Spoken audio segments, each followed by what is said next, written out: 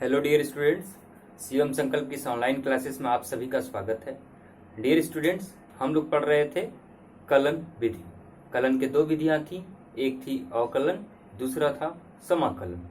अवकलन के बारे में हम लोगों ने चर्चा कर लिया है, तो आज के क्लास में हम लोग चर्चा करेंगे किसके बारे में, समाकलन के बारे में। तो डियर स्टूडेंट्स, ये जो समाकलन है ये दरअसल ये पूरा अवकलन का विपरीत है, उसका अपोजिट है।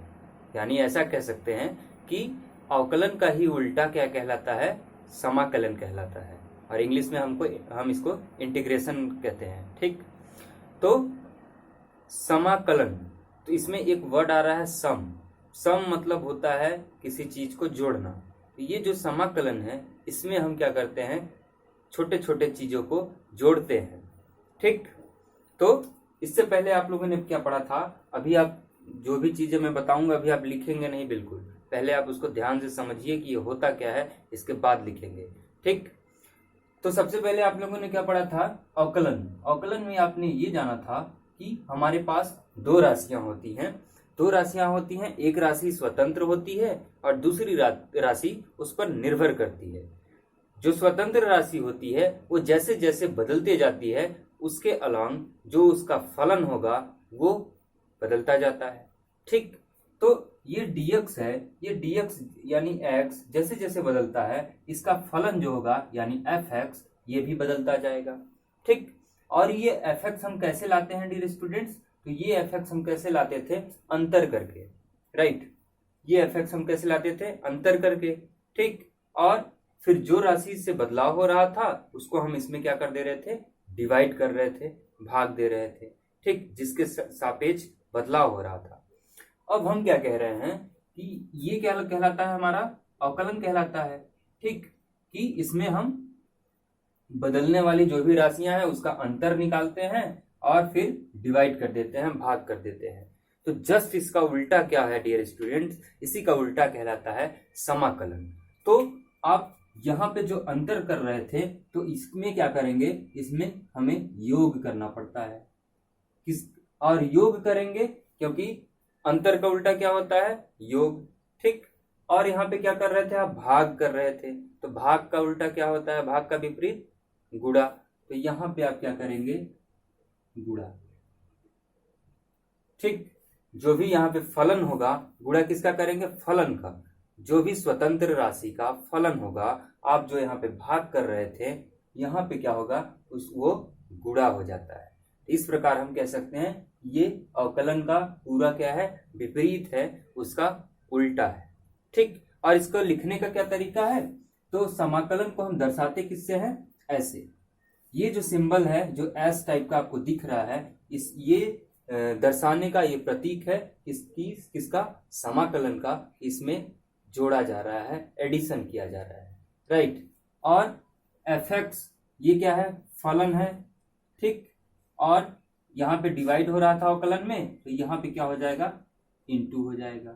ये क्या कहलाता है, समाकलन। ये समाकलन लिखने का तरीका है। ठीक, ये कैसे आया है ये मैं अभी बताऊंगा आपको, ये हम ऐसा कैसे लिखते हैं। ठीक, आप देख पा रहे हैं कि जस्ट इसका उल्टा ही है, अंतर का उल्टा योग।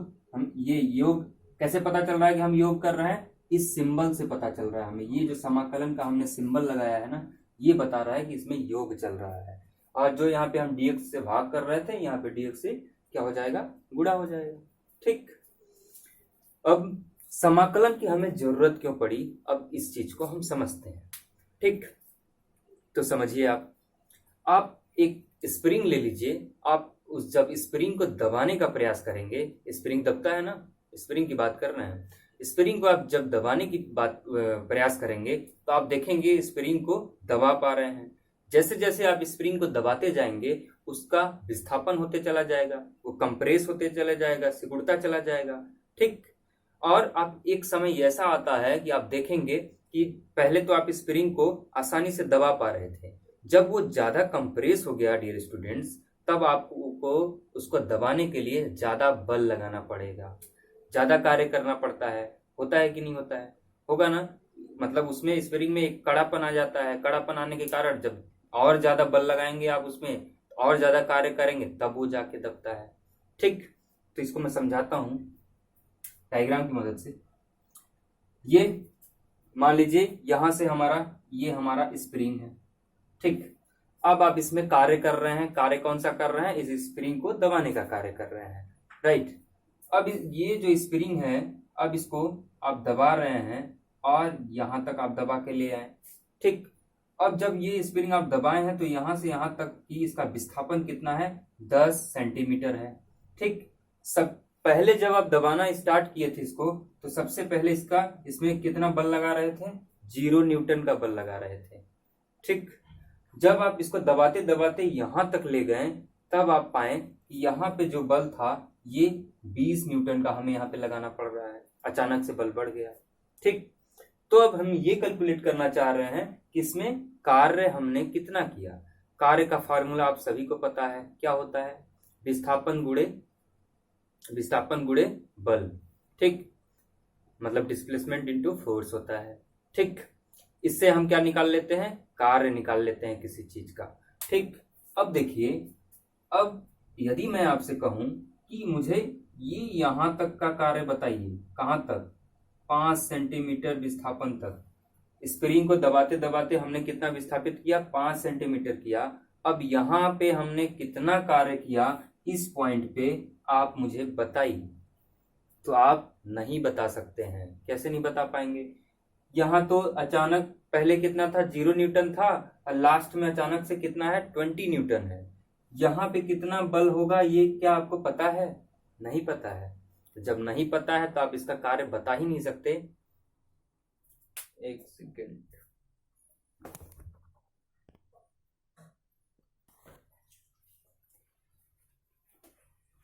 चलिए, लाइट कट गई थी, कटी हुई है, ये चार्जिंग बल्ब जल रहा है, ठीक।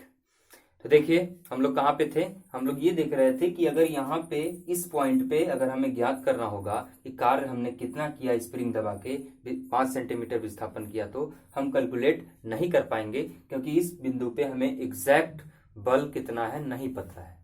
तो ऐसे चीजों के लिए हम वहां पे यूज क्या करते हैं, समाकलन, ठीक। दूसरा एग्जाम्पल आप समझिए, जैसे कि ये आयत है, अगर ये आयत 5 सेंटीमीटर का इसका चौड़ाई है और 10 सेंटीमीटर का इसका लंबाई है, तो इसका अगर मैं आपको बोलूंगा कि क्षेत्रफल निकालिए यानी एरिया निकालिए, तो आप आसानी से निकाल लेंगे, कैसे, A बराबर L इंटू बी करके निकाल लेंगे ना, ठीक। लेकिन अगर यही आयत मैं ऐसा बना दूं, ऐसा, ये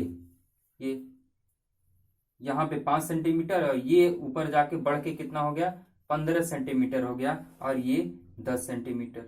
अब बताइए, अब मैं बोलता हूं कि इसका मुझे क्षेत्रफल आप बताइए, तो आप क्षेत्रफल इसका बता पाएंगे क्या, नहीं बता पाएंगे, बिल्कुल नहीं बता पाएंगे। तो ऐसे चीजों के लिए, ये चीज जो हम आसानी से ज्ञात नहीं कर पाते हैं, तो इनके लिए हम समाकलन का यूज करते हैं, ठीक। तो इसका अगर हमें क्षेत्रफल बताना होगा तो क्या करेंगे, हम इसके छोटे छोटे टुकड़े कर लेंगे और उन छोटे छोटे टुकड़ों को फिर हम जोड़ लेते हैं, ठीक। छोटे छोटे टुकड़े करेंगे, एकदम छोटे छोटे इसके टुकड़े आप कर लेंगे, और टुकड़े करने से आपको क्या मिल जाएगा, एक छोटे छोटे आयत मिल जाएंगे, और आयत का फार्मूला हमें पता है, L इंटू बी। तो फिर उस छोटे से टुकड़े से आप जब एक आयत का वैल्यू ला लेंगे, तो वैसे वैसे बहुत सारे आयत बनेंगे, ये छोटे छोटे टुकड़े मिलके। तो सबको जब आप जोड़ेंगे, तो जोड़ के आपको क्या मिलेगा, इसका क्षेत्रफल मिलेगा। तो वो जो छोटे छोटे टुकड़ों को जोड़ने का काम होता है, वो किसके द्वारा होता है, समाकलन के द्वारा होता है, ठीक। अगर अब मैं आपसे बात करूं कि ये जो छोटा सा टुकड़ा है जो एक आयत बनाएगा, यहाँ पे इसकी चौड़ाई डी अक्स है और इसकी जो ऊंचाई है वो वाई है। तो वाई है, तो इसको आप इसका छोटे से टुकड़े का जब आप क्षेत्रफल निकालेंगे, तो यानी DA1 निकालेंगे इसके लिए, तो कितना आ जाएगा, y इंटू डी एक्स आ जाएगा, ठीक। इसी टाइप से DA2 निकलेगा इस छोटे से टुकड़े के लिए, इसके लिए, तो ये कितना निकलेगा, y डॉट डी एक्स, ठीक। तो सब में y डी एक्स सबके लिए अलग अलग निकलेगा। तो इसको यदि हमें समाकलन करके लिखना है तो हम कैसे लिखेंगे, a बराबर समाकलन y डॉट डी एक्स, मतलब इन छोटे छोटे टुकड़ों को हमने क्या कर दिया, जोड़ दिया, और जोड़ के इसको दर्शाने के लिए क्या करते हैं, समाकलन लगा देते हैं। ठीक, तो ये हमें बताएगा इसका क्षेत्रफल। ठीक, इसी टाइप से अगर आप स्प्रिंग के लिए बात करेंगे, अगर इस छोटे से टुकड़े के लिए अगर आपको यहाँ पे इस बिंदु पे अगर ज्ञात करना है W, तो W बराबर आपको क्या करना पड़ेगा, F इंटू, और यहाँ पे आपको लेना पड़ेगा क्या, इस पॉइंट पे छोटे से जगह के लिए आपको लेना पड़ेगा dx, तो यहाँ पे F इंटू dx का करना पड़ेगा समाकलन, तब जाके आपको मिलेगा क्या, कार्य। ठीक,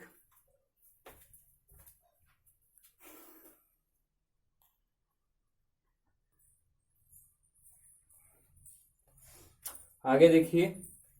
अब देखिए, यदि ये हमारे पास दिया हुआ है dy अपॉन dx बराबर u, ठीक, और ये u जो है ये फलन है किसका, x का, ये चीज हमें गिवन है।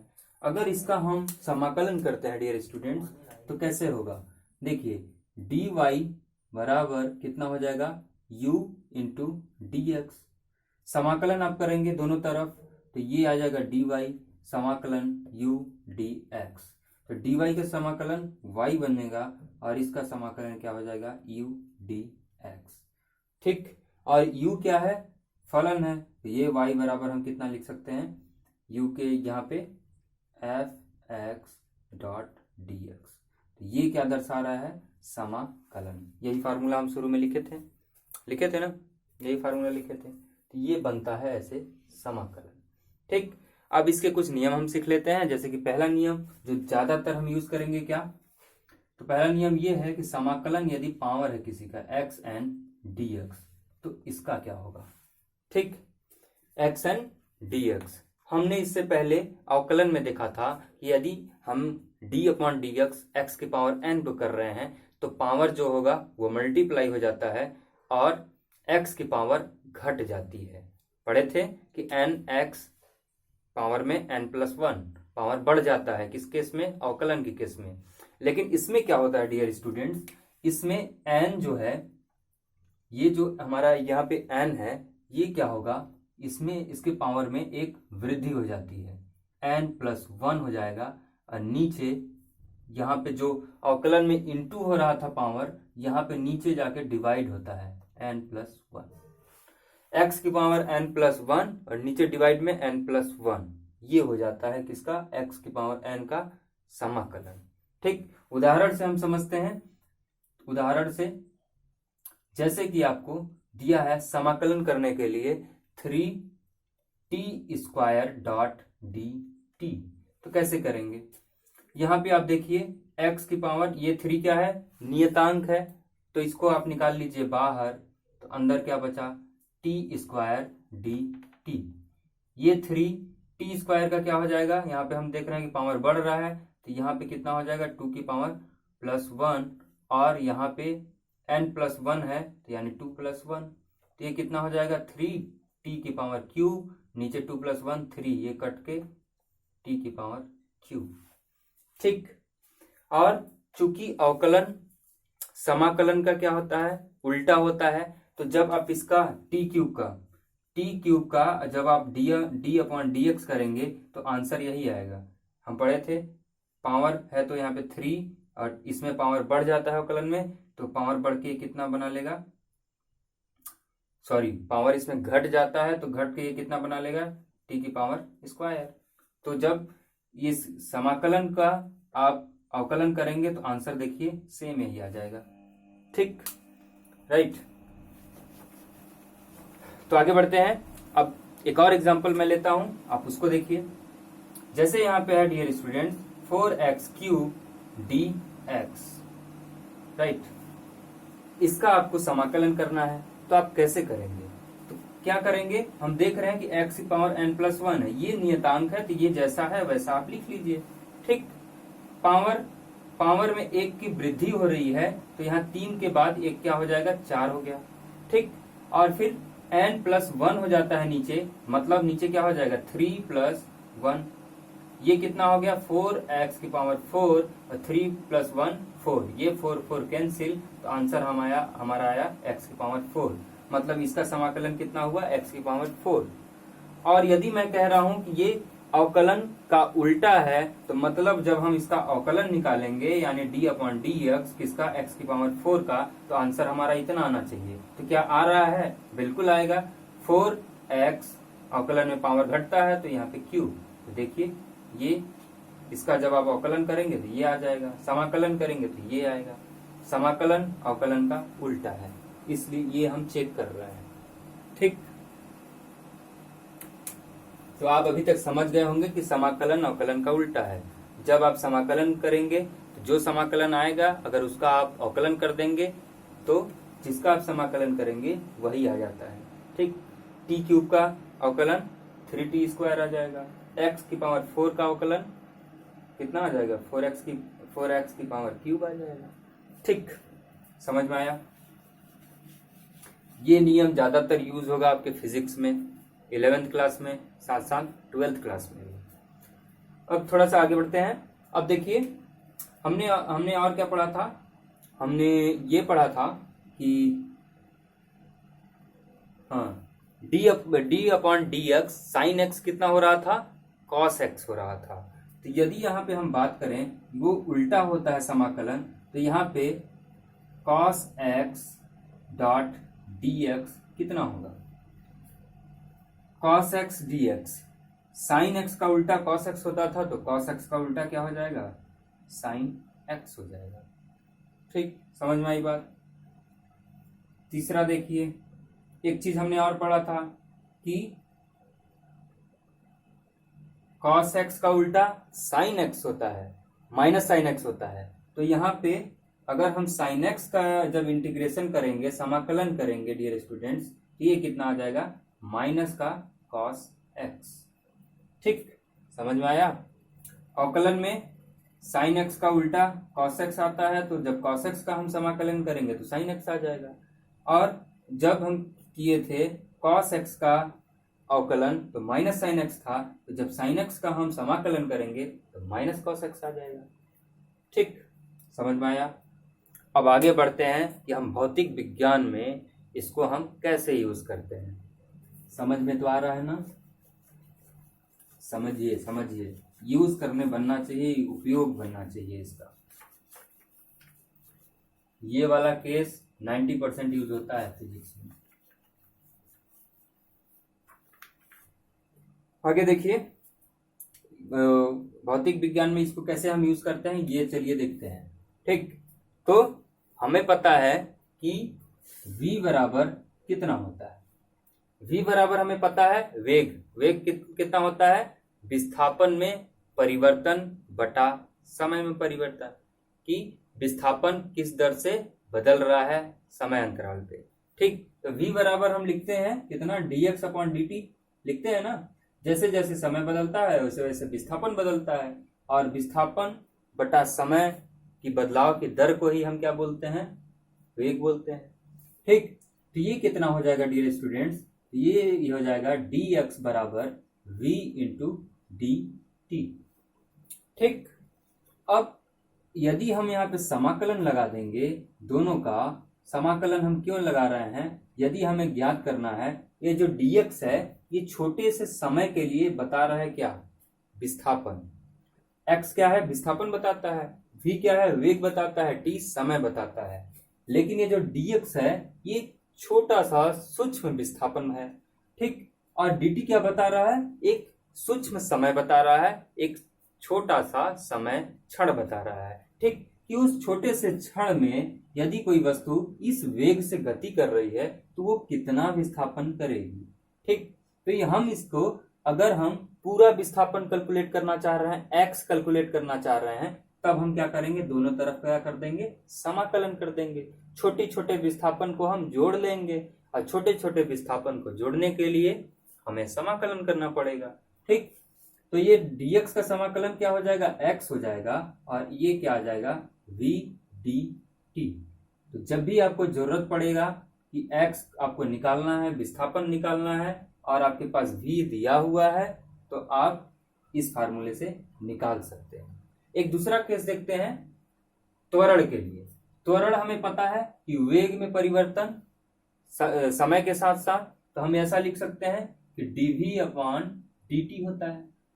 ठीक, v बराबर dx अपॉन dt, विस्थापन में जो भी बदलाव होता है वो होता है, और त्वरण क्या होता है, वेग में जो परिवर्तन होता है समय के साथ, उसको हम त्वरण कहते हैं। ठीक, तो यहाँ पे dv बराबर क्या हो जाएगा, dv जो हमें क्या बता रहा है, एक सूक्ष्म वेग बता रहा है, छोटा सा वेग। ठीक, और dt क्या बता रहा है, छोटे से टाइम के लिए, सूक्ष्म क्षण के लिए। ठीक, ये कितना हो जाएगा, a dt। अब हमें अगर पूरा वेग चाहिए, कुल वेग, तो हमें दोनों तरफ क्या लगाना पड़ेगा, समाकलन लगाना पड़ेगा। समाकलन लगाएंगे तो dv का समाकलन v हो जाएगा, और ये क्या हो जाएगा, a डॉट t।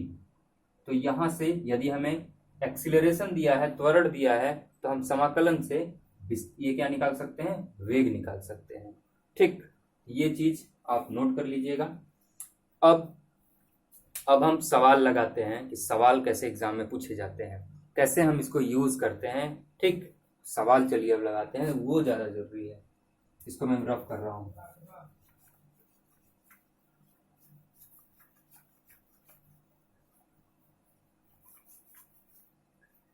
तो चलिए सवाल लगा के कुछ देख लेते हैं, प्रैक्टिस हो जाएगा तो ज्यादा बेटर रहेगा। राइट, सवाल b बराबर टी स्क्वायर। ठीक, देखिए सब क्वेश्चन।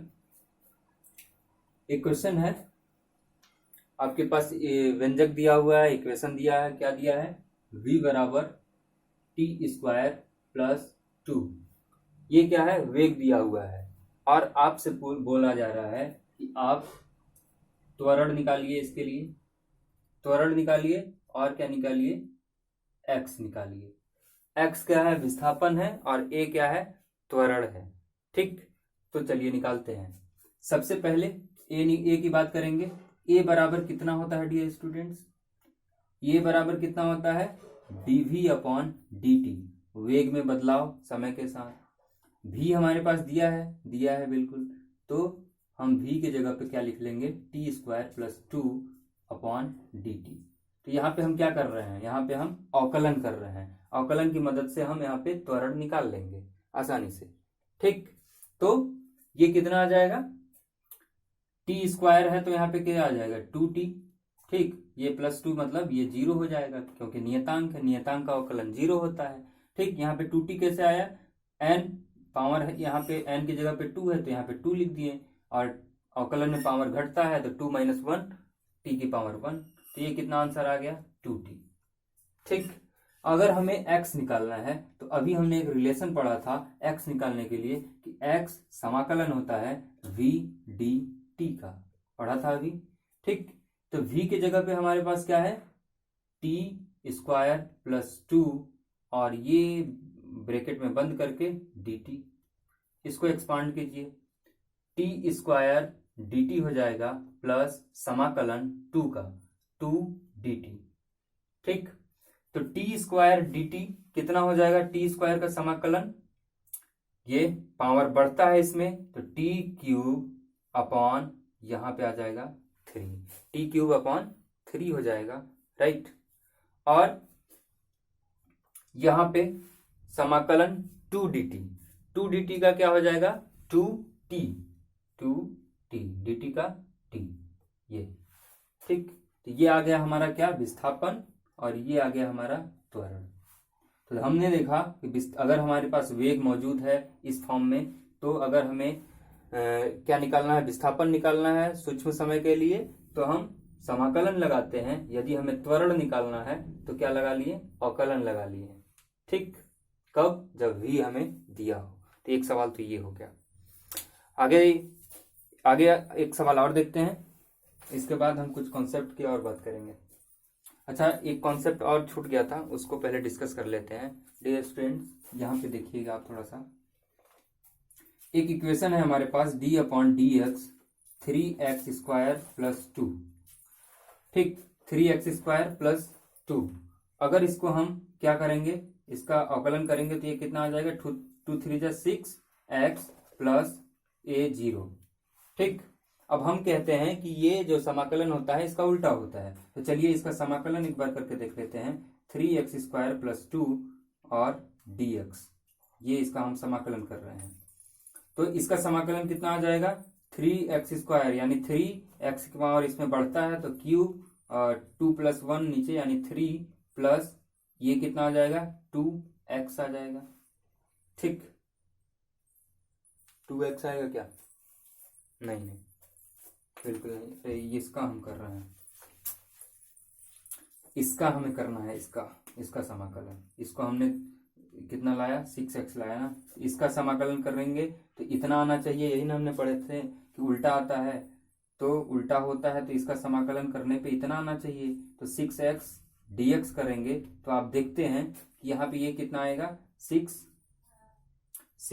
और यहाँ पे पावर इसमें बढ़ता है तो x², और यहाँ पे कितना, यहाँ पे 1 + 1 2, तो 2 3 जा 6, तो कितना आया 3x²। तो क्या यही इक्वेशन यहाँ पे आया है, समाकलन करने पे हमें इतना आना चाहिए था, लेकिन इतना नहीं आया है। ये +2 कहाँ गया, +2 तो इसमें गायब हो गया। तो ये जो +2 गायब हो रहा है, जो कि जिसका अवकलन 0 हो जा रहा है, इसको दर्शाने के लिए हम यहाँ पे c लिखते हैं। क्या लिखते हैं, c। किसको दर्शाने के लिए, इस 0 को दर्शाने के लिए समाकलन में हम c लिखते हैं, और इसी c को बोला जाता है समाकलन नियतांक। क्या बोला जाएगा, समाकलन नियतांक। ये c क्या दर्शाता है, इस 0 को। ठीक, और जब आप सवाल लगाएंगे तो ये c का वैल्यू दिया रहेगा वहां पे, तो आपको पुट करना रहेगा। ठीक, तो चलिए अब इसको मैं रफ करता हूं, एक आध सवाल और देखते हैं।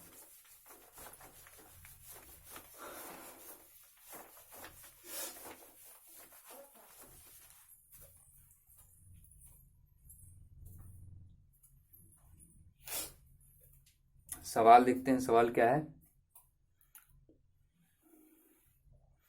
x बराबर दिया है, x बराबर हमारे पास है 3 + 8t + 2t²। ठीक, और साथ में पूछा जा रहा है, पूछ क्या रहा है, 2 सेकंड पर समय दिया है, कितना 2 सेकंड, ये टाइम दिया है। ठीक, t बराबर 2 सेकंड, और इस पे पूछ रहा है 2 सेकंड पर आप v तथा a बताइए। v क्या है, वेग है, और a क्या है, त्वरण है। ठीक, ये चीज हमसे पूछ रहा है। अब देखिए हमारे पास क्या दिया है, x दिया है, x क्या है, विस्थापन है, और हमसे पूछ रहा है क्या, v पूछ रहा है, यानी वेग पूछ रहा है, और साथ में त्वरण पूछ रहा है। ठीक, टाइम हमको दिया है कितना, 2 सेकंड पर, 2 सेकंड पर v कितना होगा, a कितना होगा, ये पूछ रहा है। ठीक, अब देखिए अगर हमारे पास विस्थापन है तो v बराबर कितना होता है, dx/dt होता है।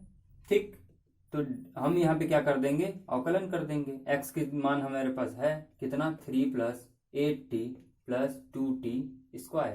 इसका अवकलन कितना होगा, ये नियतांक है, नियतांक का अवकलन 0, और 8t का अवकलन कितना हो जाएगा, 8 हो जाएगा, और 2t², 2 दूनी 4 हाँ 2 दूनी 4, और यहाँ पे पावर इसमें घटता है तो 2 में से 1 गया, तो ये t, तो ये कितना आ गया, ये आ गया हमारा, कितना आ जाएगा 8 + 4t।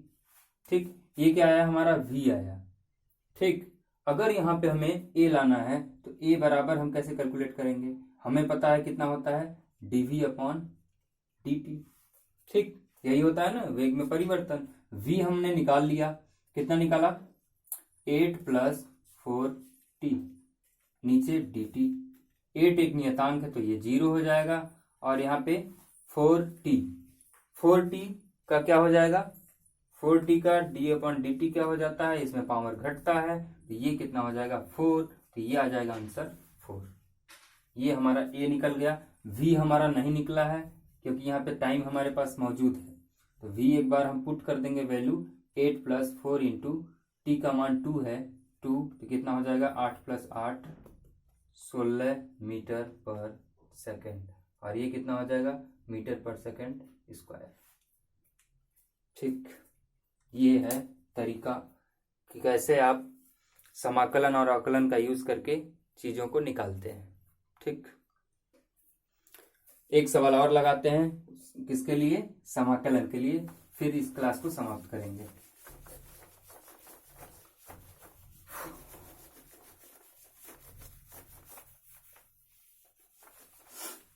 सवाल क्या है, आपको ए दिया हुआ है, आपको भी पूछा जा रहा है, और देखिए क्वेश्चन में ये बोला गया है कि कोई वस्तु है 2 मीटर पर सेकंड की वेग से चल रहा है 0 टाइम पे। ठीक, तो मैं इसको क्वेश्चन तो पूरा नहीं लिखूंगा, लिख दे रहा हूं जो जरूरी बातें हैं।